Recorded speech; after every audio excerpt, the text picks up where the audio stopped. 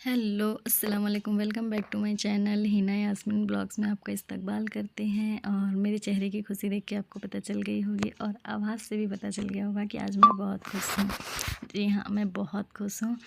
खुशी की वजह आपको बाद में पता चलेगी। पहले हम आपके साथ वीडियो शेयर करते हैं कि अचानक से हम पूरी फैमिली वाले मिलकर कहाँ चले गए थे और हम ये सब क्या कर रहे हैं, मतलब किस चीज़ की शॉपिंग हो रही है, किस चीज़ की तैयारी हो रही है, हम ये सब क्या कर रहे हैं, ये सब चीज़ पता चलेगी। तो अब्बा, माँ, भाजी, मैं, बबली हम सब आ गए थे अंबिकापुर।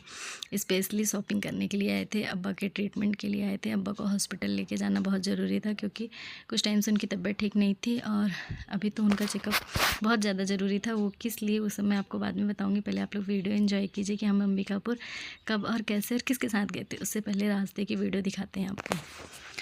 तो यहाँ पे बबली मुझे स्कूटी में बैठ के अंबिकापुर घुमा रही थी कि भाभी चलिए हम लोग कुछ लेकर आते हैं बच्चों के लिए। लेकिन ऐसा इत्तेफाक हुआ था कि हमें बच्चों के लिए कुछ भी पसंद नहीं आया था, वरना हमारा यही प्लान था कि हम कुछ बच्चों के लिए स्पेशल ले लें, ताकि बच्चों को हम छोड़ के आए हैं बड़ी बाजी के घर पे। सारे बच्चों को छोड़ के आए हैं, बाजी के भी सारे बच्चे, मेरे भी दोनों बच्चे, तो सब वहीं पे हैं। उन लोगों के लिए सोचे कुछ ले लेते हैं। लेकिन ऐसा हुआ कि जैसे ही हम वहाँ पहुँचे तो वहाँ हमारे हिसाब से कुछ भी नहीं समझ में आया कि हमें क्या लेना है क्या नहीं लेना है। और मेरा और बबली का ये था कि चलो हम लोग साथ में आए हैं, बहुत टाइम बाद साथ में मिलते हैं तो थोड़ा सा टाइम स्पेंड करते हैं और इन्जॉय करते हैं। तो हम यहाँ पे कर रहे थे इन्जॉय। तो ये उस समय की वीडियो है जब हम घर से निकल रहे थे महुआडी जाने के लिए। फेस देख के पता चल रहा होगा, मैं अपना फेस भी दिखा रही थी। मैं कुछ भी नहीं की थी और मुझे पता भी नहीं था कि मुझे अभी जस्ट निकल के अंबिकापुर जाना है। उस टाइम मैं नाश्ता बना रही थी। बाबू और बबली बोले भाभी आप भी चलिए, फिर माँ और अब्बा बोले कि हाँ आप भी चलो। तो मैं तैयार हो गई थी जाने के लिए।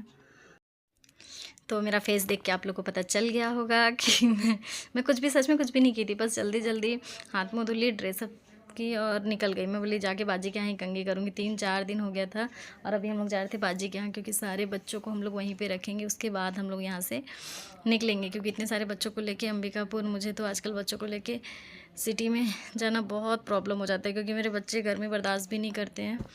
उसके बाद अल्फी यहाँ पे कह रही थी मेरे को नहीं लेंगी वीडियो में, फिर उसको भी लिए। वो अब्बा के साथ आगे बैठी थी और पूरा अब्बा का टाइम पास करते गई। अब्बा यहाँ पे ये है, दादू यहाँ पे ऐसे होता है वैसे होता है। और माशाल्लाह मौसम अच्छा होने की वजह से यहाँ की खेती बहुत अच्छी हो गई थी। अच्छी हो गई थी मतलब हर तरफ, जैसे कहा गया ना छत्तीसगढ़ को धान का कटोरा, तो देख के लग रहा था कि हाँ छत्तीसगढ़ को धान का कटोरा क्यों कहा गया। जिधर नज़र जा रहा था सिर्फ धान और धान दिख रहा था। इतना अच्छा मौसम और इतना अच्छा फल, मतलब फसल देख के ऐसा लग रहा था कि हाँ रियल में ऐसा ही होता है। तो यहाँ पे मैं फर्स्ट वाली वीडियो बनाई थी हेलो अस्सलाम वालेकुम वाली, क्योंकि क्या हुआ था, हाँ गाड़ी में गाना चल रहा था, भी गाना बजा रही थी। और मेरा फेस थोड़ा सा डल लग रहा है क्योंकि आजकल तबीयत फिर से डाउन हो गई है। बैक पेन की वजह से बहुत ज़्यादा प्रॉब्लम में हूँ। मैं इन लोग को बोल रही थी लाओ थंबनेल्स बनाने के लिए ना अच्छा सा फ़ोटो लेते हैं, तो पलक चेहरा को छुपा रही थी। और रोड को दिखाने का जो वजह है वो ये है, क्योंकि 1 साल पहले मैंने वीडियो एक अपलोड की थी, उसमें आप लोग को दिखाया था कि अंबिकापुर से लेकर आस्था तक का रोड इतना ज़्यादा ख़राब था, इतना ज़्यादा ख़राब था कि अगर इच्छा भी होती थी ना कि चलो घूम के आते हैं बाजी के यहाँ या अंबिकापुर, तो रोड को सोच के थोड़ा देर के लिए शांत हो जाते थे। नहीं यार रोड बहुत गंदा है। लेकिन हाँ माशाल्लाह, किसी भी चीज़ में माशाल्लाह ज़रूर बोलना चाहिए, क्योंकि उस चीज़ में कहा जाता है ना कि अच्छा ही अच्छा होता है। तो माशाल्लाह इसलिए बोली क्योंकि हाँ ये जो रोड अभी बना है माशाल्लाह बहुत अच्छा बना है और इसी तरीके से रहे ताकि आते जाते बने। उसके बाद इनाया को था नींद, जैसे कि मैंने आप लोग को पहले भी बताया, मेरे बच्चे अगर गाड़ी में बैठे हैं तो उनको नींद आएगी ही आएगी। तो यहाँ पर उसको नींद आ रही थी, तो मैं उसको बोल रही थी आपके चेहरे पे बहुत सारा मेकअप हुआ है नो। मैं तो कुछ भी मेकअप नहीं की हूँ। तो बोली कि मेरा मामू ला दिया था ना मेरे लिए मेकअप का सामान, इसलिए मैं अब मेकअप करती हूँ। बोली चलो ठीक है। और उसको अब सोना था, तो यहाँ पे सोने के लिए मेरे पास आगे आ गई थी। और हम लोग शीला को भी लेके जा रहे थे। बस दोनों भाई आज घर पे रहेंगे और हम लोग करेंगे शॉपिंग। हमने कहा कि आप लोग के लिए खाना बना के रख दिए हैं, आप लोग गर्म करके खा लीजिएगा। हम निकल गए घूमने।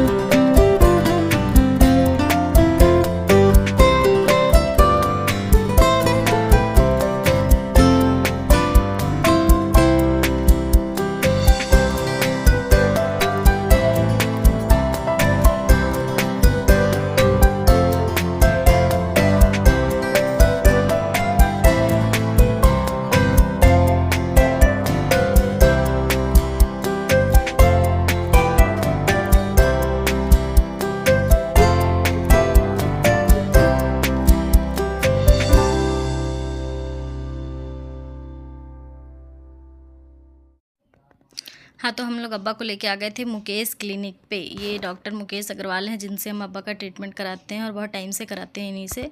तो सब कोई साथ में आए थे तो हम लोग सोचे अच्छा से ट्रीटमेंट वगैरह करा लेंगे, बट ऐसा नहीं हुआ क्योंकि आज यहाँ पे स्ट्राइक था।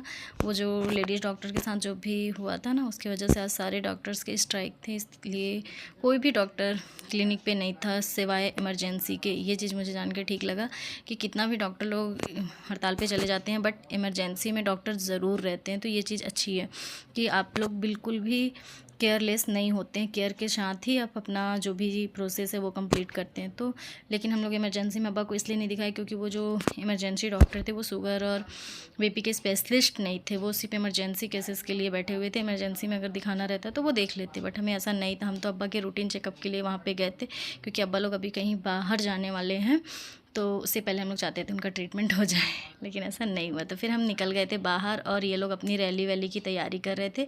ये लोग रैली लेके जा रहे थे, मतलब रोड शो कर रहे थे उस लेडी डॉक्टर को इंसाफ दिलाने के लिए। तो हम लोगों ने थोड़ा सा शूट किया, उसके बाद हम निकल गए थे नेक्स्ट काम के लिए, अपना जो हमारा दूसरा काम था उसके लिए। तो हमें जो दूसरा काम था वो था शॉपिंग। अब्बा और माँ को लेके आए थे, उनके हिसाब से उनकी शॉपिंग कंप्लीट करानी थी। शूज़ से लेके स्लीपर से लेके जो भी उनका ड्रेसअप वगैरह है, जो भी उनका केयर का सामान है वो सब लेंगे और फिर निकलेंगे यहाँ से। बट ऐसा नहीं हुआ क्योंकि हम लोग अब्बा को कई ऐसे दुकानों पे दिखाए जहाँ पे अब्बा बहुत सारी चीज़ें अपनी पसंद की ले सकते थे, बट उनकी मेंटलिटी सेट थी कि मुझे ये चीज़ यहाँ पे बेस्ट मिल जाएगा। तो बहुत सारी चीज़ें हमारी जिद करने पे उन्होंने कम मतलब ले ली, बट बहुत सारी चीज़ें जैसे स्लीपर वगैरह और भी कुछ ऐसी चीज़ें तो वो बोले कि मैं यहाँ से नहीं लूँगा, मुझे समझ में नहीं आ रहा है, मैं वहीं से ले लूँगा जहाँ से लेता हूँ। तो हम लोग बोले ठीक है, पहनना अब्बा को है तो हम लोग अब्बा को कंफर्टेबल होना चाहिए। तो हम लोग आ गए थे इस शॉप में और यहाँ पे कर रहे थे बहुत सारी शॉपिंग। तो यहाँ पे जो शॉप वाले थे वो मेरे को, अब्बा को, माँ को, हम लोग को तो आप लोग बाप बेटी हैं करके जैसा बोल रहे थे, तो बोले हाँ हम लोग वही हैं। मतलब हम लोग के रहने और बातचीत करने के थिंकिंग से वो लोग पहचान ही नहीं पा रहे थे। फिर हम लोगों ने उनको बताया कि मैं उनकी बहू हूँ, तो वो लोग एकदम शॉक्ड हो गए थे, बोलते इतना ज़्यादा बॉन्डिंग है आप लोग। मैं बोली हाँ, अब्बा से तो हमारा यही है कि मैं अब्बा को हमेशा से ये लगा कि मैं अब्बू को छोड़ के आई हूँ तो मुझे यहाँ पे अब्बा मिले हैं और मैं सेम वैसे ही केयरिंग अब्बा की करती हूँ। तो थैंक यू। नेक्स्ट वीडियो में देखते हैं कि शॉपिंग किस लिए हो रही है और कहाँ जा रहे हैं।